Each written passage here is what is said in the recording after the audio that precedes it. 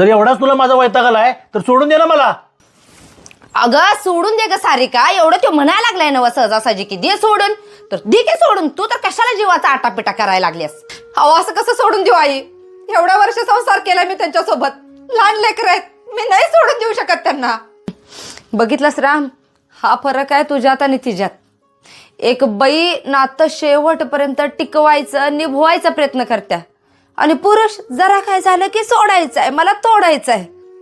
अरे ती शेवटपर्यंत आपलं लग्न टिकू दे, टिकल, नीट चालल ह्यावरती विश्वास ठेवत्या. कारण तिच्या आई वडिलांना सांगून पाठवलेलं असते की बाई लगीन झाले की तुझं सासरच काय असेल ते, इकडं काय येऊ नको, सुखासुखी 4 दिवस येऊन राहा आमच्याकडं, पण तुझं जे काय होईल ते तिकडंच. हे चांगलं आहे.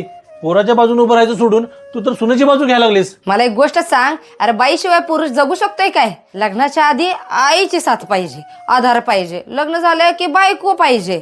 अरे अशा कितीतरी बायका आहेत ज्या पुरुषाशिवाय नवऱ्याशिवाय सुद्धा पोरांना लहानाचं मोठं करतातच की, पण पुरुष पोरांना सांभाळायला आई पाहिजे म्हणून लगीन करणारच.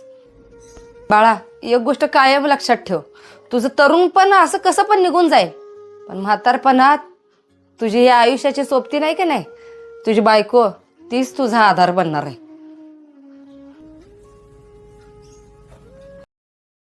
Download ShareChat.